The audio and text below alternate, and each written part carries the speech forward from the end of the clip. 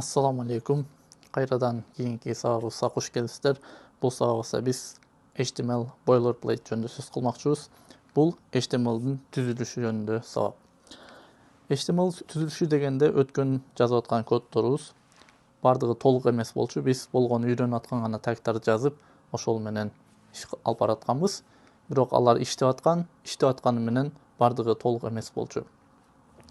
Эгер бул жактан кайсы бир сайтка кирип аны текшерип көрө турган болсок, анын мынакей коду биринчи doctype, андан кийин HTML, анан head деген body, анан body'нын ичине тагтар жазылганын көрсөк болот. Мына ушул нерсени азыр биз үйрөнмөкчүбүз. Ага чейин аны кандай маанилүү экенин башка нерсеге салыштырып дагы көрөлү.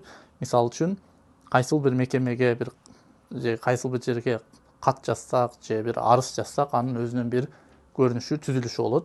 Мисалы үчүн бул жерде мынакей адвокатура же прокуратурага жазылган каттар экен. Муну мен интернеттен алып бир мисал катары көрсөтөйүн дедим. Бул жерде карай турган болсок, биринчи мынакей адреси жана башка контакттар жазылган. Андан кийин документтин номери, кимге жолдомо болгону, андан кийин ошол каттын мазмуну. Ошол сыяктуу эле бизде дагы HTML'дын өзүнүн скелети, мындай негизги коддору, дайыма жазылчу коддору болот. Анын жалпы көрүнүшү бул жерде жазылып тургандай. Эми ушунун ар бирин талдап чыкмакчыбыз. Биринчи баштачу нерсебиз бул doctype HTML. Бул мынакей биринчи катарда турат, эң биринчи линияда. Бул бир аз көрүнүшү мындай башкача, анткени ичинде бул башкалардан айырмаланып ачуучу үч бурчтук каша менен, андан кийин бул илеп белги, анан doctype HTML, анан жабуучу үч бурчтук каша. Бул эмне иш кылат десе, бунун иши ушул биз жазып аткан HTML коддун версиясын билдирүүчү нерсе. Качан браузерге ошол биздин жазган кодубуз жүктөлгөндө, ал кайсыл версияда жазылган, ушул doctype'тын версиясынан билет. Буга чейин 90-жылдардан бери ар кандай версиялар чыгып, 5-версияга чейин жетти. Бул азыр биз жазып аткан бул doctype ошол HTML5 деген версияны билдирет. Ал эми мындан башка мурдагылар 4, 3 деп алардын өзүнүн дагы doctype'ы бар. Андан кийинкибиз бул HTML element. Бул ачуучу жана жабуучу тагтан турат. Бул болсо ошол биз жазып аткан HTML'дын баардыгын курчап туруучу root element деп коет. Бул root деген кыргызчага которгондо тамыры, өзөгү дегенди билдирет. Анткени калган HTML'дар, тагтар, элементтер баардыгы ушунун ичине кирет дагы. Бул баардыгынын атасы болуп эсептелет. Бул жерде lang in деп турат. Бул деген language, кайсыл тилде экенин билдирет. Ушул жерде кайсыл тилди белгилесек, ошол ичиндеги коддор жана жазуулар, контенттер бардыгы ошол тилде экени бул жерден ошо кабар берип турат. Мурда айткандай, жана компьютер окуп бергенде ушуга карап кайсыл тилде экенин белгилейт.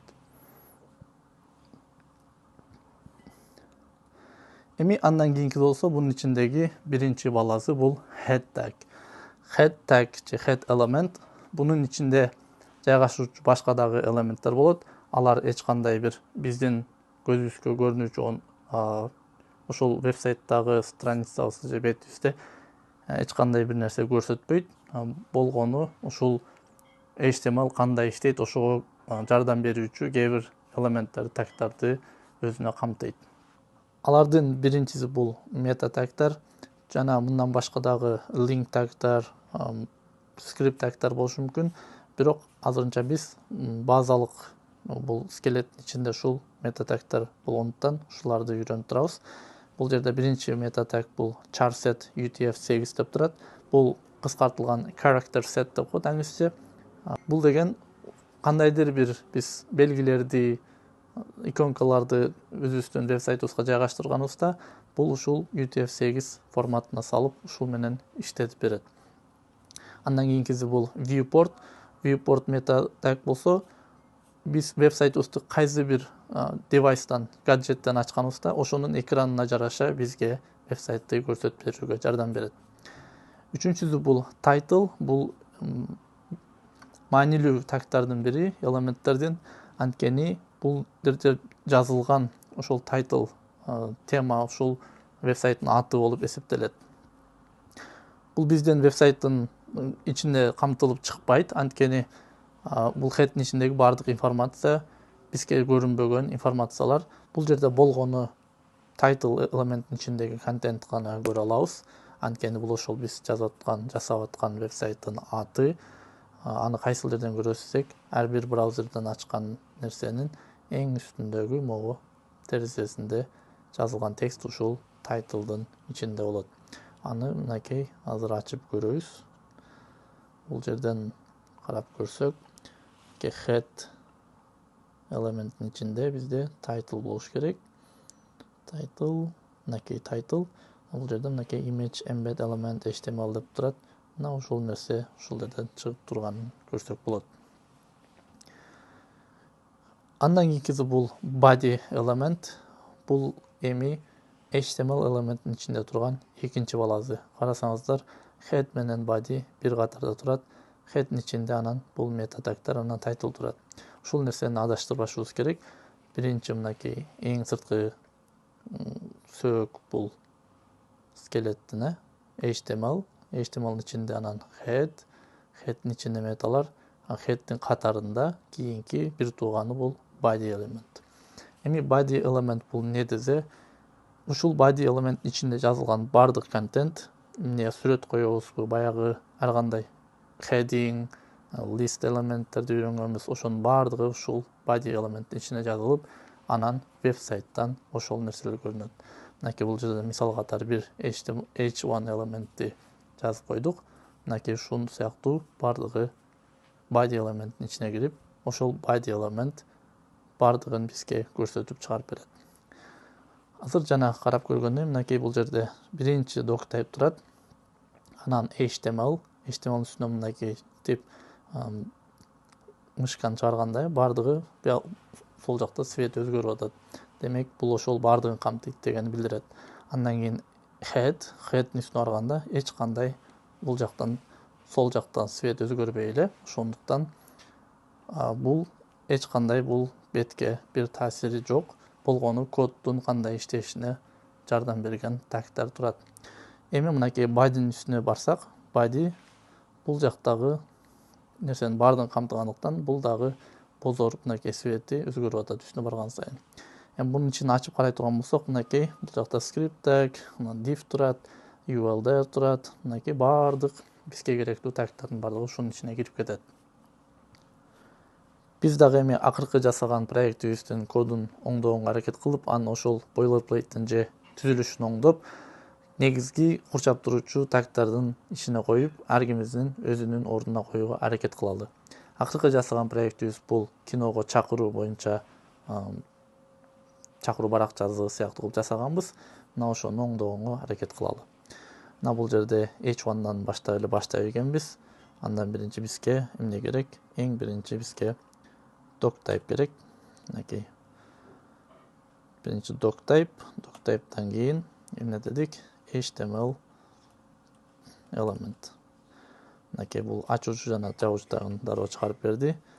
Бул жерге эми HTML ичине биринчи андан кийин head tag'ти ачабыз. Ачкандан кийин бизге meta charset UTF бизге 6. Анан буну жаап коебуз. Андан кийин кийинки метаны жазбай эле коелу, title жаза берели, дароо эле убакыт албай, title'га бизге киного чакыруу деп койсок жетиштүү болсо керек. Head'тен кийин эми body жана айткандай бул экөө бир тууган, дайыма ушул түзүлүш менен кетет. Head, анан head'тен кийин body. Эми body'нын ичине могул турган баардык кодду копия кылып туруп, мунун ичине киргизип коебуз. киргизип, бул жакты карай турган болсок, эч кандай эч нерсе өзгөргөн жок. Болгону бул жерден мынакей киного чакыруу деген тема чыгып калды жана башка тема эле. Калган нерселер ошол боюнча. Бирок азыр инспект кылып көрө турган болсок, мынакей doctype кайсыл версия экени, HTML баардыгын курчап туруучу негизги өзөк элемент, анын ичинен анан head'ин ичинен meta, анан title бул жерге чыгат. Head'тен кийин бул body баардык элементтерди курчап туруучу эң негизги элемент болуп эсептелет. Мынакей ушундай тартипте кетет.